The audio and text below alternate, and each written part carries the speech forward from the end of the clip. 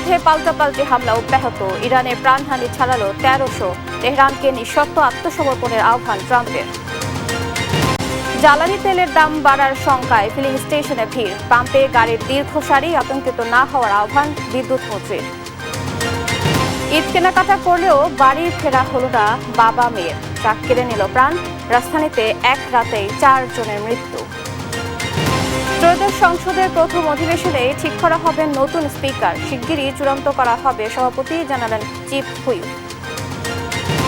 দেশে আশঙ্কাজনক হারে বেড়েছে নারীর প্রতি সহিংসতা। ফেব্রুয়ারিতেই ভুক্তভোগী ১৮৩ নারী, শিশু, ধর্ষণের শিকার ২৩ শিশু।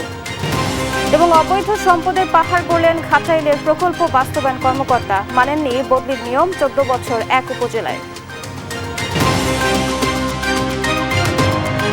এই অবস্থায় পড়তে না চাইলে ব্যবহার করুন রেইনবো ড্যাম প্রোটেক্টর। ইলাস্টোমের ইমালশন থাকায় দেয়াল থাকে damp proof rainbow paints, colour of জয়।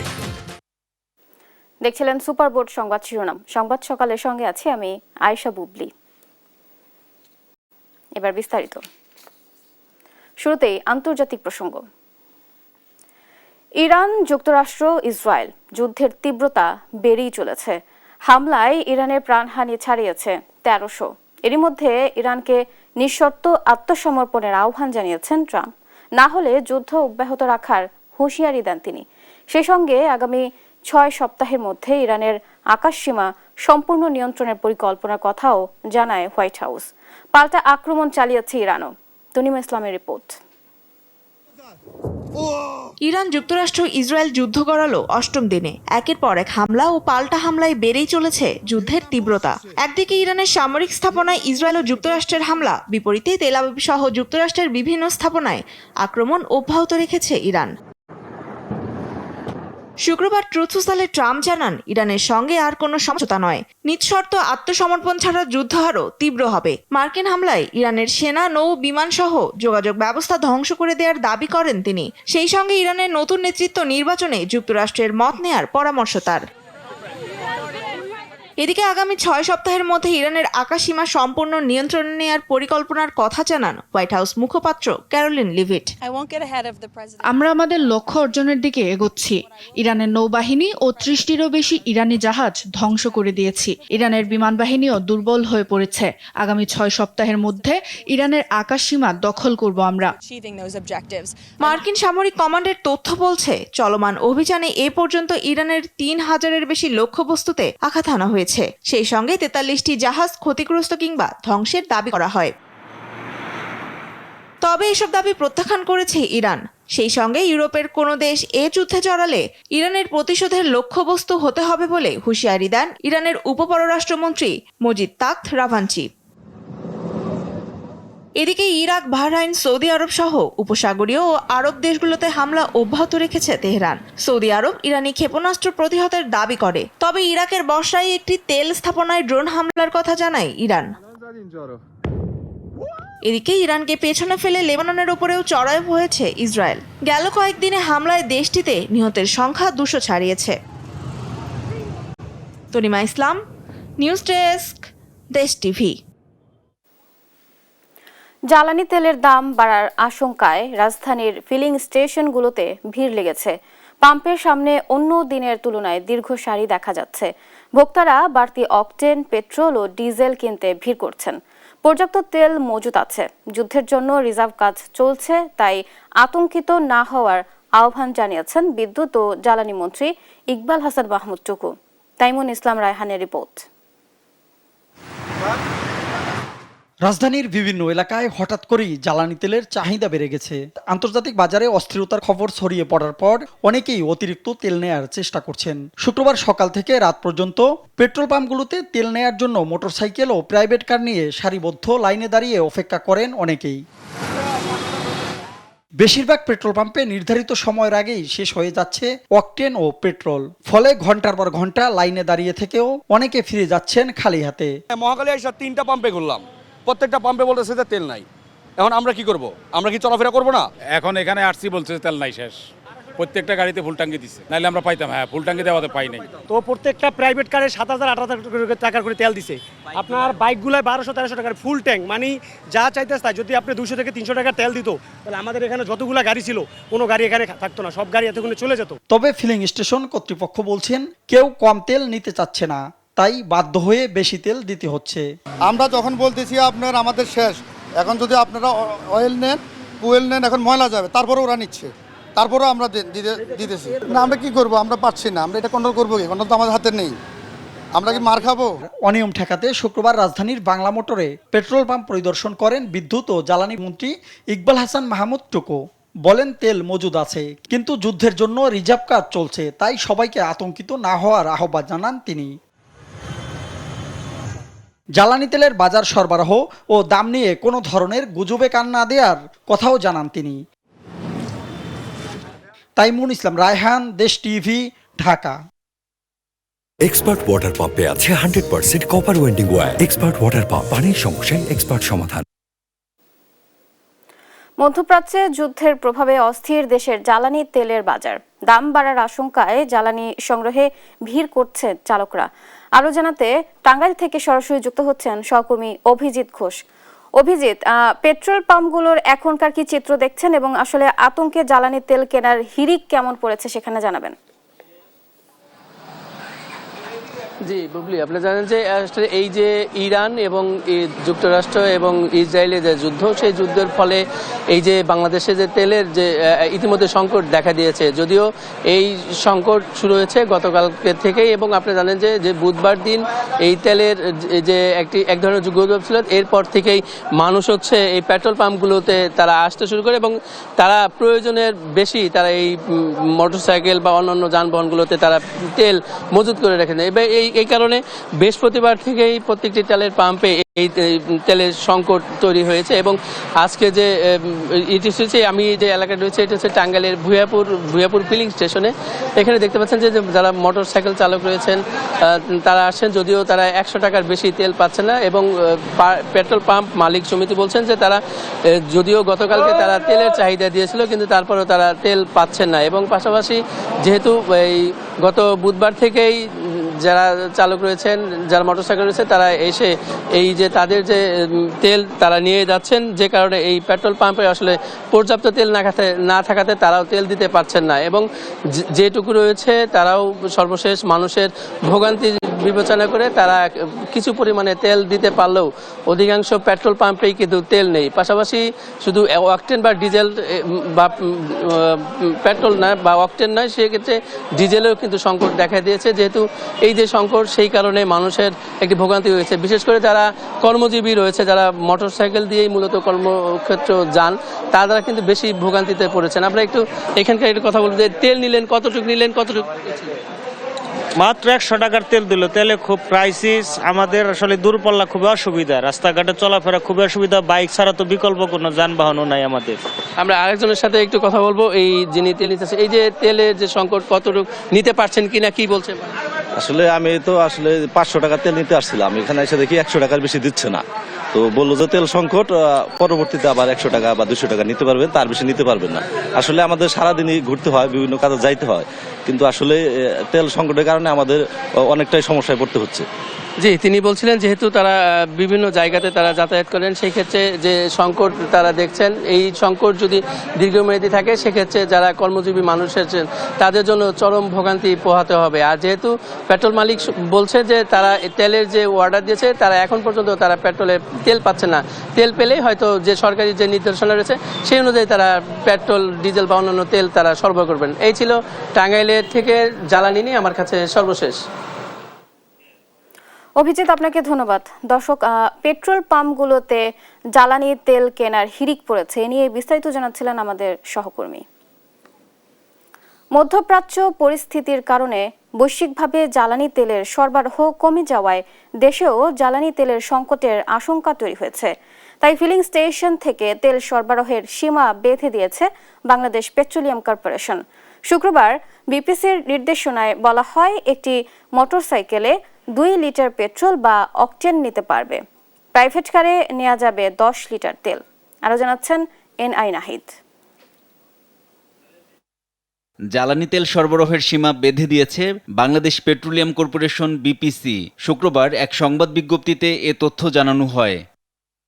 বিপিসির নির্দেশনায় বলা হয়, একটি মোটরসাইকেল দিনে 2 লিটার পেট্রোল বা অকটেন নিতে পারবে। প্রাইভেট কারের ক্ষেত্রে নেওয়া যাবে 10 লিটার তেল। স্পোর্টস ইউটিলিটি ভেহিকল বা এসইউভি ও মাইক্রোবাস দিনে পাবে 20 থেকে 25 লিটার তেল।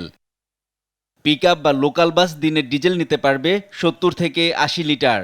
আর দূরপাল্লার বাস, ট্রাক, কাভার্ড ভ্যান দৈনিক 200 থেকে 220 লিটার তেল নিতে পারবে। দেশের ব্যবহৃত জ্বালানি তেলের প্রায় 95% বিদেশ থেকে আমদানি করতে হয়। অতিরিক্ত চাহিদা পূরণের লক্ষ্যে ডিলাররা বিগত সময়ের চেয়ে অতিরিক্ত পরিমাণ জ্বালানি তেল ডিপো থেকে সংগ্রহের চেষ্টা করছেন বলে নির্দেশনায় বলা হয়। কিছু ভোক্তা ও ডিলার ফিলিং স্টেশন থেকে প্রয়োজনের অতিরিক্ত জ্বালানি তেল সংগ্রহ করে অননুমোদিতভাবে মজুত করার চেষ্টা করছেন, যা জ্বালানি ও খনিজ সম্পদ বিভাগ এবং বিপিসি সহ সংশ্লিষ্ট সব কর্তৃপক্ষের দৃষ্টিগোচর হয়েছে। জনগণের আতঙ্ক কমানোর কথা জানিয়ে নির্দেশনায় বলা হয়, দেশে জ্বালানি তেলের সরবরাহ স্বাভাবিক রাখার জন্য বিদেশ থেকে আমদানি কার্যসূচি নির্ধারিত রয়েছে। নিয়মিতভাবে চালান দেশে আনা হচ্ছে। পাশাপাশি ডিলারদের সাময়িকভাবে প্রধান স্থাপনা হতে সারা দেশের সব ডিপুতে নিয়মিতভাবে রেল ওয়াগন এবং ট্যাঙ্কারের মাধ্যমে তেল পাঠানো হচ্ছে। আশা করা হচ্ছে স্বল্প সময়ের মধ্যে দেশে জ্বালানি তেলের পর্যাপ্ত মজুদ গড়ে উঠবে। ফিলিং স্টেশন থেকে ভোক্তাকে তেলের ধরন, পরিমাণ ও দাম উল্লেখ করে রসিদ দিতে হবে এবং প্রতিবার তেল কেনার সময় আগের রসিদ দেখাতে হবে বলে উল্লেখ করা হয় নির্দেশনায়। এনআই নাহিদ, দেশ টিভি, ঢাকা। মধ্যপ্রাচ্যে যুদ্ধের প্রভাবে অস্থির জ্বালানি তেলের বাজার, এ নিয়ে তেজগাঁও থেকে যুক্ত হচ্ছেন আমাদের সহকর্মী ইউসুফ ভিয়া। ইউসুফ, আপনি সেখানে আসলে কেমন অস্থিরতা দেখতে পাচ্ছেন জানাবেন।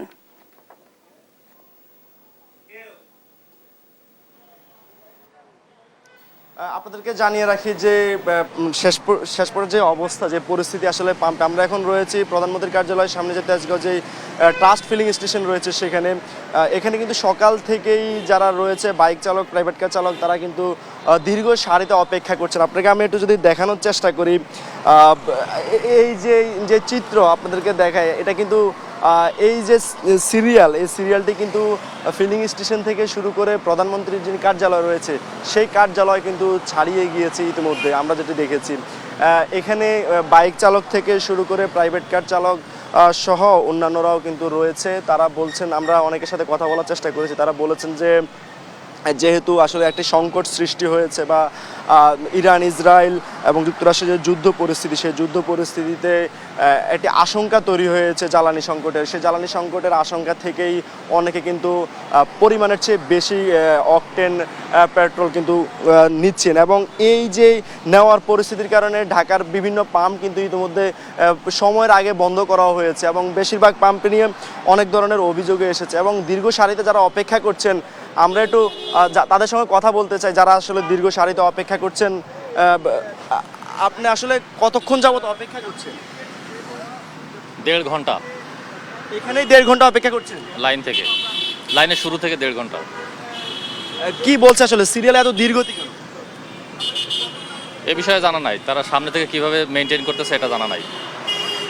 তিনি বলছিলেন যে আসলে প্রায় এই স্টেশনের একদম মুখে তিনি রয়েছেন। তিনি বলছেন যে প্রায় 1.5 ঘন্টার অধিক সময় থেকে তিনি আসলে অপেক্ষা করছেন, এবং এই অপেক্ষা তিনি বলছেন যে যারা সামনের কাতারে সিরিয়াল মেনটেন করছেন তারা হয়তো নিয়ম মাফিকভাবে, যেহেতু এটা খুবই গুরুত্বপূর্ণ একটি সড়ক, সেই গুরুত্বপূর্ণ সড়কে তারা অপেক্ষা করছেন, এবং তাদের অপেক্ষার মূল কারণ হিসেবে তারা দেখাচ্ছেন যে যারা একদম মেইন ফটকে রয়েছেন তারা সিরিয়াল মাফিক একে একে করে সবাইকে ঢুকেছেন, যেহেতু এক সাইডে প্রাইভেট কার, আরেক পাশে বাইক চালক যারা রয়েছেন তারা রয়েছেন। তো সে জায়গা থেকে আমরা আরও কয়েকজনের সঙ্গে একটু কথা বলতে চাই।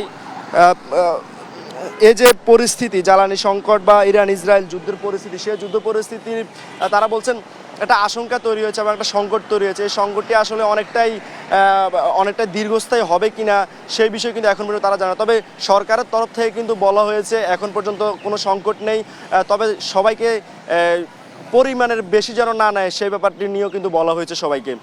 তো এ ছিল সবশেষ পাম্প থেকে। ইউসুফ, আপনাকে ধন্যবাদ। দর্শক, তেজগাঁও থেকে যুক্ত ছিলেন সহকর্মী ইউসুফ ভিয়া, জানাচ্ছিলেন জ্বালানি তেলের সংকট নিয়ে। ঈদের খুশির কেনাকাটা শেষে বাড়ি ফেরা হলো না বাবা মেয়ে সহ 4 জনের। রাজধানীর সায়েন্স ল্যাব মোড়ে ট্রাকের ধাক্কায় গণপূর্ত অধিদপ্তরের অফিস সহায়ক সুমন ও তার মেয়ে নিহত হয়েছেন। এদিকে তেজগাঁওয়ে সিএনজি উল্টে চালক ও এক যাত্রী সহ 2 জনের প্রাণহানি হয়েছে। ঈদ কেনাকাটা শেষে বাসায় ফেরার পথে ঘটে এসব দুর্ঘটনা। ফজলে আদিত্য জানাচ্ছেন বিস্তারিত। গণপূর্ত অধিদপ্তরের অফিস সহায়ক সাজু আহমেদ সুমন আদরের একমাত্র মেয়ে তৃষাকে নিয়ে বেরিয়েছিলেন ঈদের কেনাকাটায়। রাজধানীর আলোকসজ্জ বিপণিবিতানগুলো থেকে পছন্দের পোশাক কেনা হলেও বাড়ি ফেরা হয়নি বাবা ও মেয়ের। শুক্রবার রাত 9টার দিকে বাবার মোটরসাইকেলে বাসায় ফিরছিলেন তৃষা। সায়েন্স ল্যাব মোড়ে পৌঁছালে একটি ট্রাক মোটরসাইকেলে সজোরে ধাক্কা দেয়। ঘটনাস্থলে মৃত্যু হয় সুমনের। স্থানীয়রা তৃষাকে নিয়ে ঢাকা মেডিকেল কলেজ হাসপাতালে নিলে চিকিৎসক তাকে মৃত ঘোষণা করে। সুমনের মোবাইলে ফোন দিলাম, ফোন রিসিভ করলো হচ্ছে সাব ইন্সপেক্টর নিউ মার্কেট থানার। উনি আমাকে ফোন দিয়ে বলল যে আপনি কি হন? বললাম ভাই। আমি আমার ভাই কোথায়? আপনার ভাইকে নিয়ে ঢাকা মেডিকেল আসেন।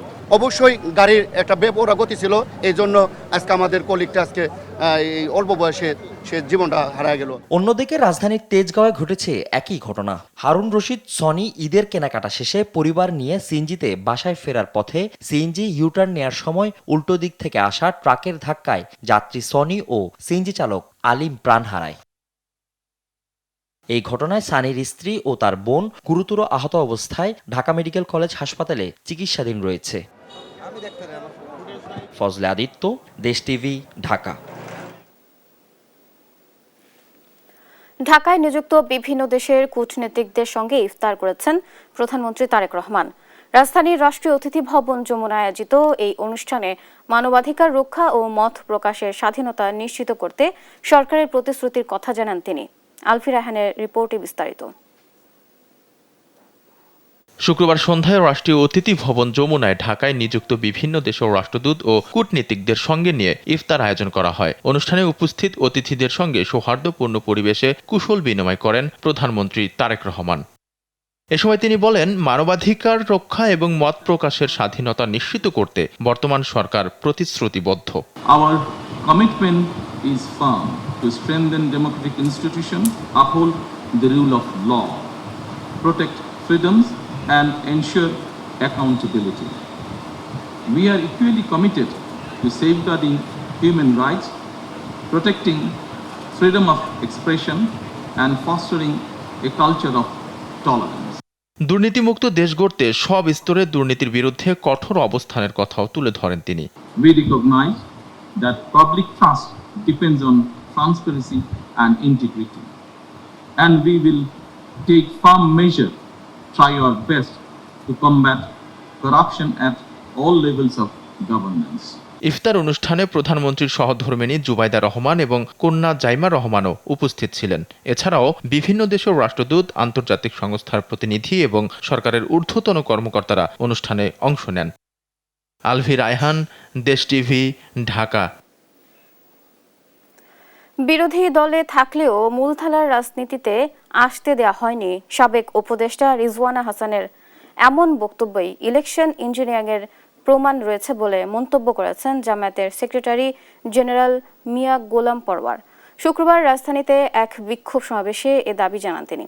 এদিকে অন্তর্বর্তী সরকারের সময়ে করা আন্তর্জাতিক চুক্তিগুলো নিয়ে জামায়াতের সঙ্গে কোনো আলোচনা করা হয়নি বলে অভিযোগ তুলে নিজের ফেসবুক পেজে পোস্টে জানিয়েছেন জামায়াতের আমির ডক্টর শফিকুর রহমান। তারেক মাহমুদ সুজনের রিপোর্ট।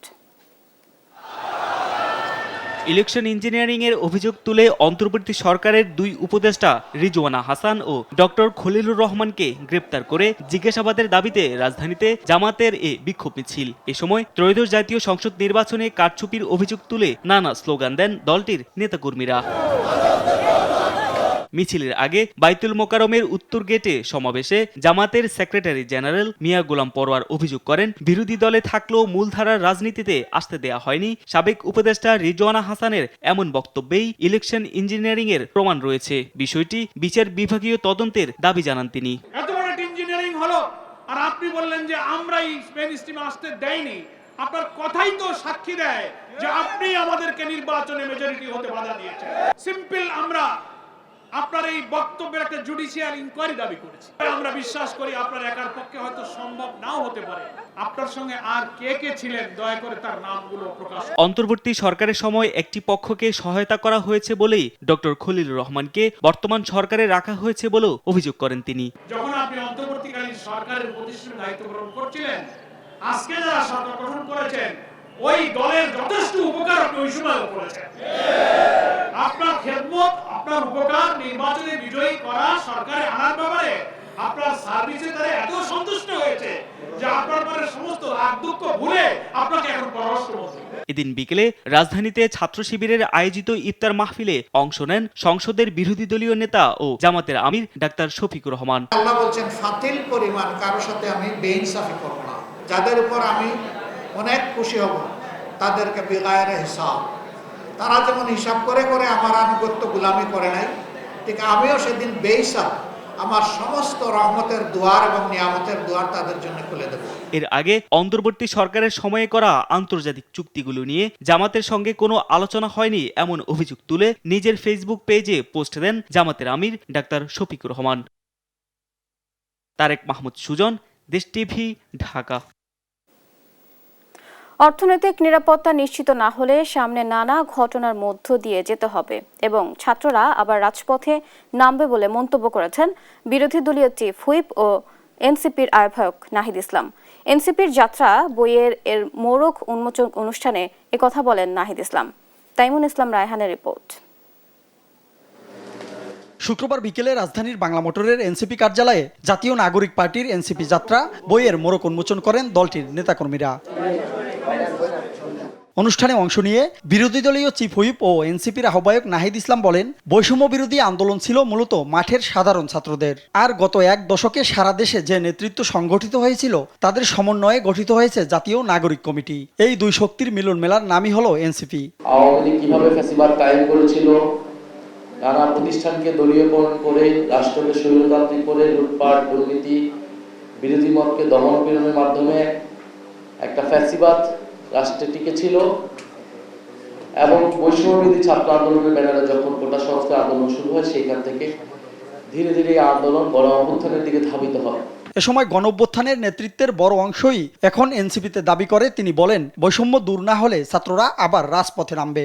বাংলাদেশেও সামনে এরকম হওয়ার সম্ভাবনা আছে যদি অর্থনৈতিক যে নিরাপত্তা, বৈষম্যহীনতা, গণতান্ত্রিক সংস্কার এগুলো যদি নিশ্চিত না হয়, বাংলাদেশের মানুষ, বাংলাদেশের তরুণরা কিন্তু বারবার রাস্তায় নামবে। আর এনসিপির সদস্য সচিব সংসদ সদস্য আক্তার হোসেন দলের সাফল্য তুলে ধরে বলেন, ত্রয়োদশ জাতীয় সংসদ নির্বাচনে এনসিপি মাত্র 30টি আসনে অংশগ্রহণ করে 3% ভোট পেয়েছে, যা দলটির সফলতা। ভোটের রেশিওতে তৃতীয় অবস্থানে চলে আসা, এটা এনসিপির সবথেকে বড় সফলতা। সেই জোট সঙ্গীতের যে ভোট, সেখানেও জাতীয় নাগরিক পার্টি এনসিপির সমর্থন, এনসিপির সাংগঠনিক যে সক্ষমতা আছে, তার বাইরে গিয়েও এনসিপির যে গ্রহণযোগ্যতা, সব কিছুর একটা প্রভাব সেই আসনগুলোতেও পড়েছে। এ সময় এনসিপিকে নিয়ে মিডিয়া ও সামাজিক মাধ্যমে অপপ্রচার ছড়ানো হয়, তাই এনসিপি যাত্রা বইটি পড়লে সঠিক তথ্য জানা যাবে বলেও দাবি করেন নেতাকর্মীরা। তাইমুন ইসলাম রায়হান, দেশ টিভি, ঢাকা। 12 মার্চ বসছে ত্রয়োদশ জাতীয় সংসদের প্রথম অধিবেশন। স্পিকার না থাকায় গুরুত্বপূর্ণ এই অধিবেশনে কে সভাপতি করবেন তা শিগগিরই চূড়ান্ত করা হবে বলে জানিয়েছেন জাতীয় সংসদের চিফ হুইপ নুরুল ইসলাম মনি। তিনি জানান, এই অধিবেশনে নির্বাচন করা হবে নতুন স্পিকার, সেই সাথে ভাগ্য নির্ধারণ হবে অন্তর্বর্তী সরকারের আমলে জারি করা অধ্যাদেশগুলোর। এছাড়াও রাষ্ট্রপতি ভাষণ, নারী সংরক্ষিত আসন সহ বেশ কিছু বিষয় কার্যতালিকা থাকবে বলে জানান হুইপ রুহুল কুদ্দুস তালুকদার দুলু। দেশ টিভিকে দেয়া সাক্ষাৎকারে এসব কথা জানান তারা। তাইফুর রহমান তুহিনের প্রতিবেদন।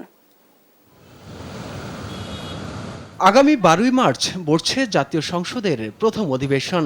এরই মধ্যে সমস্ত প্রস্তুতিও সম্পন্ন করেছে জাতীয় সংসদ সচিবালয়। সাধারণত আগের সংসদের স্পিকারের সভাপতিত্বে অনুষ্ঠিত হয় নতুন সংসদের প্রথম অধিবেশন, কিন্তু দ্বাদশ সংসদের স্পিকার পদত্যাগ করেছে, আর ডেপুটি স্পিকার একাধিক মামলায় কারাবন্দী। এ কারণে সংসদের একজন প্রবীণ সদস্যের সভাপতিত্বেই অধিবেশন শুরু হবে। গুরুত্বপূর্ণ এই অধিবেশনে কে সভাপতিত্ব করবেন তা নিয়ে রয়েছে নানা আলোচনা। বলা হচ্ছে বিএনপির স্থায়ী কমিটির সদস্য ডক্টর খন্দকার মোশাররফ হোসেন ও ডক্টর আব্দুল মঈন খানের নাম। জাতীয় সংসদের চিফ হুইপ নুরুল ইসলাম মনি জানান, অধিবেশনে সভাপতিত্ব করবেন বিএনপির জ্যেষ্ঠ কোনো এক সংসদ সদস্য, যার নাম প্রস্তাব করতে পারেন প্রধানমন্ত্রী তারেক রহমান। মাননীয় প্রধানমন্ত্রী একজন সভাপতি হওয়ার জন্য নাম প্রস্তাব করবেন, কেউ একজন হয়তো সমর্থন করবেন, উনি সভাপতিত্ব করবেন ফর দ্য টাইম বিং। তারপর স্পিকার, ডেপুটি স্পিকার নির্বাচিত হবে, তারপর তারা শপথ নেবে রাষ্ট্রপতির কাছে। শপথ নেওয়ার পরে কিছু সময়ের জন্য হাউস অ্যাডজর্ন হবে, আবার নতুন করে আবার সংসদ। এ অধিবেশনে উত্থাপিত হবে বিদেয়ী অন্তর্বর্তী সরকারের আমলে জারি করা অধ্যাদেশগুলো। কারণ অনেকগুলো অর্ডিন্যান্স আছে, শতাধিক, তো সেই অর্ডিন্যান্সগুলো টেবিলড হবে এবং সেগুলো বাছাই হবে যে অর্ডিন্যান্সগুলো আইনে পরিণত করার জন্য। আর প্রেসিডেন্টের ভাষণ হবে এই প্রথম দিনে, দ্বিতীয় দিন থেকে অর্ডার্স অফ দ্য ডে শুরু হবে। আর হুইপ রুহুল কুদ্দুস তালুকদার দুলু জানান, প্রথম অধিবেশনে সংরক্ষিত নারী আসন পূরণ সহ বেশ কয়েকটি বিষয়ে গুরুত্ব পাবে। তবে জনপ্রত্যাশা পূরণ করাই হবে এই সংসদের মূল লক্ষ্য। অর্থনৈতিক মুক্তি বলেন, দেশের মানুষের ভাগ্যের পরিবর্তন বলেন, এবং এলাকার রাস্তাঘাট থেকে শুরু করে সবকিছু এই পার্লামেন্ট। অতএব সংসদকে প্রাণবন্ধ করার জন্য যা যা দরকার আমরা সরকার দল সেটাই আমরা করব। সরকার এবং বিরোধী দল মিলে একটি প্রাণবন্ত সংসদ নিশ্চিত করা হবে বলেও জানান হুইপ রুহুল কুদ্দুস তালুকদার দুলু। বিরোধী দল সবচেয়ে বেশি অগ্রাধিকার পাবে এবং তারা। তাইফুর রহমান তুহিন, দেশ টিভি, ঢাকা। ফেব্রুয়ারি মাসে 183 জন নারী ও শিশুর উপর সহিংসতার ঘটনা ঘটেছে। এর মধ্যে ধর্ষণের শিকার 23 জন শিশু। সম অধিকার আর নারীদের নিরাপত্তার বুলি যখন রাজপথে স্লোগান হয়ে ফিরছে, তখন বাংলাদেশের বাস্তবতা এক ভয়াবহ পরিসংখ্যানের বেড়াজালে বন্দী। এমন পরিস্থিতিতে সারা বিশ্বের মতো আগামীকাল বাংলাদেশেও পালন করা হবে নারী দিবস। দেশে দিবসটি পালন কি শুধুই আনুষ্ঠানিকতা? দেখুন জান্নাতুল মোহনার প্রতিবেদনে। নরসিংদী থেকে পাবনা, সীতাকুণ্ড থেকে রাজধানী, নারীর প্রতি সহিংসতার মানচিত্র যেন দীর্ঘ থেকে দীর্ঘতর হচ্ছে। কেবল ধর্ষণে ক্ষান্ত হচ্ছে না ঘাতকরা, তথ্য গোপন করতে বা প্রতিহিংসার বশবর্তী হয়ে নির্মমভাবে হত্যা করছে। গত কয়েকদিনে নরসিংদীতে কিশোরীকে অপহরণ করে হত্যা কিংবা পাবনায় দাদি নাতনিকে নৃশংসভাবে খুনের ঘটনাগুলো আবারও প্রমাণ করেছে, ঘরের বাইরে তো বটেই, ঘরের ভেতরেও নারী নিরাপদ নয়। গত 1 মাস হবে যে আমি পার্সোনালি ফিল করছি যে আমাদের নারীদের হচ্ছে যে বাহিরে বের হতে আমরা আরো আনসেফ ফিল করছি। একদিকে যখন 8ই মার্চের রঙিন আয়োজনে সেজে উঠছে শহর, ঠিক তখনই বাংলাদেশ মহিলা পরিষদের তথ্য বলছে গেল ফেব্রুয়ারি মাসে 183 জন নারী ও কন্যা শিশু হয়েছেন নিগৃহীত। এর 32 জন হয়েছেন ধর্ষণের শিকার। ভয়াবহ তথ্য হলো বেড়েছে কন্যা শিশু ধর্ষণ এবং নির্যাতনের সংখ্যা। প্রতি মাসে শত শত নারী ও কন্যা নির্যাতনের মিছিলে যুক্ত হলেও বিচার পেতে লেগে যায় বছরের পর বছর। যারা রেপিস্ট আছে তারা একটা প্যাটার্ন বানায় ফেলছে যে আমরা যদি রেপ করি কিছুদিন মানুষ প্রোটেস্ট করবে, বাট একটা যে দৃষ্টান্ত, একটা ভালো জাস্টিস আমরা কখনো পাই নাই। এমনটা দৃষ্টান্ত সেট করতে হবে। এবার যারা রেপ করছে তাদেরকে এমনভাবে আমাদের বিচার করতে হবে যাতে পরের বার কেউ একটা রেপ করার আগে 3-4 বার ভাবে যে ওর এই অবস্থা হয়েছে, next it Gaana B me, I can not do that. মানবাধিকার কর্মীরা বলছেন ধর্ষণের পর হত্যা এখন ডাল ভাত। দিবস পালন তখনই সার্থক হবে যখন নির্যাতন শূন্যের কোঠায় আনা যাবে। যে আইন আছে, যে হাইকোর্টের নির্দেশ আছে, সেগুলো ফলো করা হচ্ছে না। ধর্ষণটাকে একটা ফৌজদারি সামাজিক অপরাধ হিসাবে, ঘৃণিত অপরাধ হিসাবে চিহ্নিত করে সেটার ক্ষেত্রে পদক্ষেপ না নেওয়ার জন্য আজকে আমরা দেখতেছি যে ক্রমান্বয়ে এই অপরাধটা কিন্তু আগে ছিল একটা ধরেন 22-23 বছরের মেয়েদের হতো, এখন কন্যা শিশুরা বেশি ধর্ষণের শিকার হচ্ছে। ক্রমাগত ধর্ষণ আর হত্যায় আটপৌরে নারী আজ বড়ই অসহায়। দাবি উঠেছে কাঠগড়ায় দাঁড়ানো অপরাধীদের দ্রুত সাজা দেয়ার। যখন আমরা সরকারটাকে এনেছি তখন আমাদের ফ্রন্টলাইনে ছিল নারীরা। সো এখন আমরা যদি নারীদের নিরাপত্তা নিশ্চিত করতে না পারি তাহলে এই সরকারটা থেকে আমাদের লাভ কি? সরকারের প্রথম কর্তব্য হওয়া উচিত যে নারীদের নিরাপত্তাটা নিশ্চিত করা। তারা যেখানেই থাকুক, তারা বাসাতেও যেন নিরাপদ থাকে এবং বাইরেও যেন নিরাপদ থাকে। নির্যাতিত ও ধর্ষিতা নারী ও শিশুর আর্তনাদে যখন বাংলাদেশ ভারী হয়ে উঠছে, তখন 8ই মার্চ আমাদের প্রশ্ন করে আমাদের সমাজ কোন দিকে এগোচ্ছে। নাকি দিবস পালনের আড়ালে আমরা ব্যর্থ হচ্ছি আমাদের মা, বোন ও কন্যা শিশুদের ন্যূনতম নিরাপত্তা দিতে? জান্নাতুল মোহনা, দেশ টিভি, ঢাকা। বিপুল অবৈধ সম্পদ অর্জনের অভিযোগ উঠেছে টাঙ্গাইলের ঘাটাইল উপজেলা প্রকল্প বাস্তবায়ন কর্মকর্তা এনামুল হকের বিরুদ্ধে। ৩ বছর পর বদলির নিয়ম থাকলেও এক উপজেলায় তিনি কর্মরত রয়েছেন প্রায় 14 বছর। তার বিরুদ্ধে দুদকে জমা পড়েছে একাধিক অভিযোগ। তদন্ত করে আইনগত ব্যবস্থা নেওয়ার কথা বলছে কর্তৃপক্ষ। অভিজিৎ ঘোষের রিপোর্ট জানাচ্ছেন ফারজানা আফরোজ টুম্পা।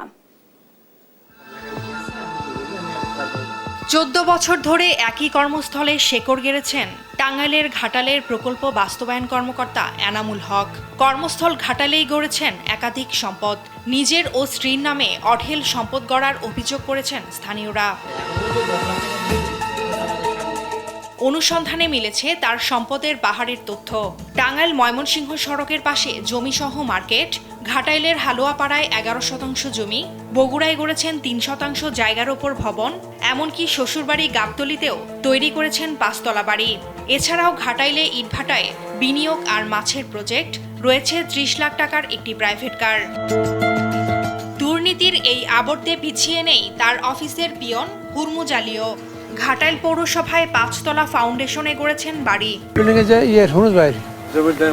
টিআর, কারিটা, কাবিখা, কর্মসৃজন প্রকল্প সহ বিভিন্ন প্রকল্পে অনিয়ম ও দুর্নীতির কারণে বিভিন্ন সময় পত্রিকায় খবরের শিরোনাম হয়েছেন পিআইও এনামুল। মাটি ভরাট এবং প্যারাসাইটিং করার জন্য 7,20,000 টাকা বরাদ্দ দেওয়া হয়। জানতে পারলাম উনি নাকি ব্যক্তিগতভাবে টাকাটা উইথড্রল করে ওনার কাছে রেখে দেয়। সড়কের পাশে কেনা মার্কেট থেকে প্রতি মাসে নিজ স্বাক্ষরে দোকান ভাড়া তুলে নিচ্ছেন পিআইও এনামুল হক। ভাড়া তুলে হলো পিউ সাহেব, পিনাই সাহেবের ভাড়া নেয়, ভাড়া 1 বছর যাবত পিআই সাহেব নিতেছে। খাদ্য গুদামের সামনে মার্কেট ও ব্যবসা করার কথা জানান এনামুলের পিয়ন। এইখানে কাটালে এটা আছে এটুকু জানি না, কাটালে তো এখানে মার্কেটের জায়গা আছে, এই শুনছিলাম পার্টনারশিপের ব্যবসা করে। স্থানীয় জনপ্রতিনিধি ক্ষোভ প্রকাশ করে তদন্ত করে তার বিরুদ্ধে ব্যবস্থা নেওয়ার দাবি জানান। নিজের স্বার্থ হাসিল করার জন্য সেই অপকর্মগুলো করেছে। গত সরকার পতনের পরে সে এই 1.5 বছরে ঘাটালে 1,60,00,000 টাকা দিয়ে প্রপারে জায়গা কিনেছে। সম্পদের কথা স্বীকার করলেও এ বিষয়ে ক্যামেরার সামনে কথা বলতে রাজি হননি এনামুল।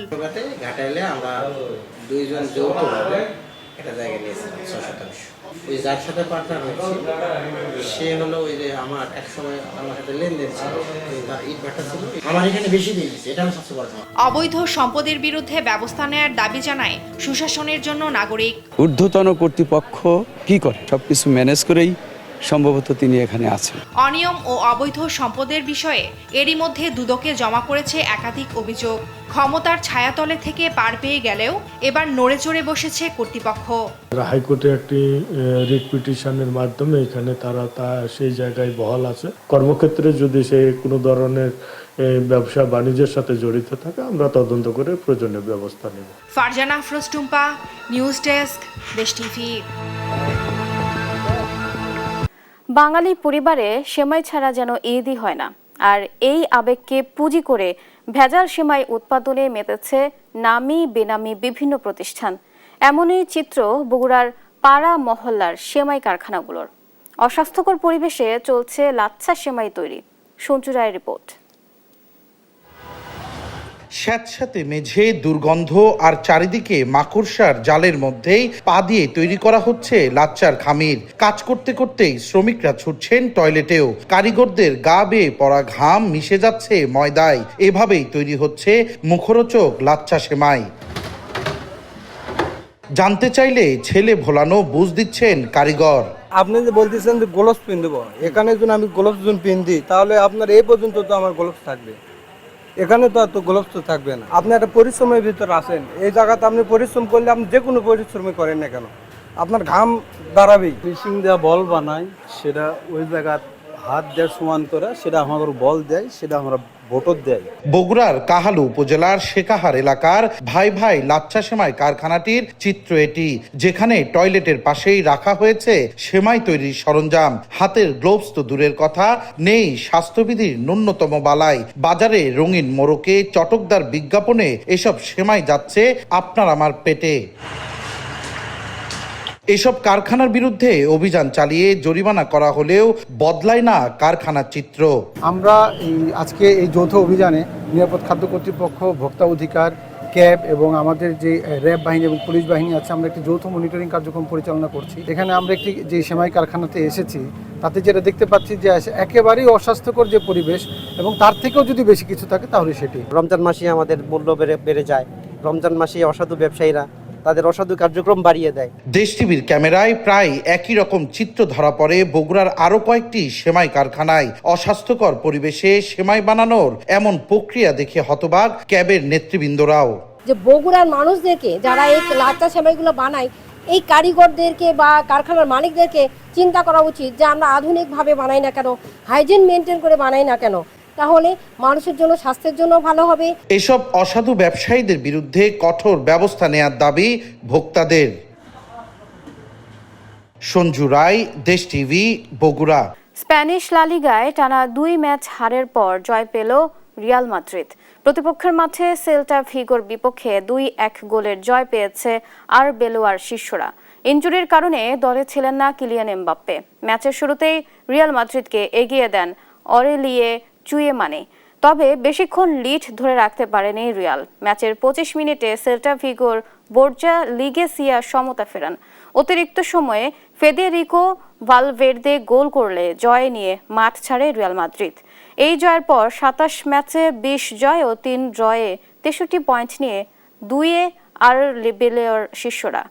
1 ম্যাচ কম খেলে 64 পয়েন্ট নিয়ে শীর্ষে বার্সেলোনা।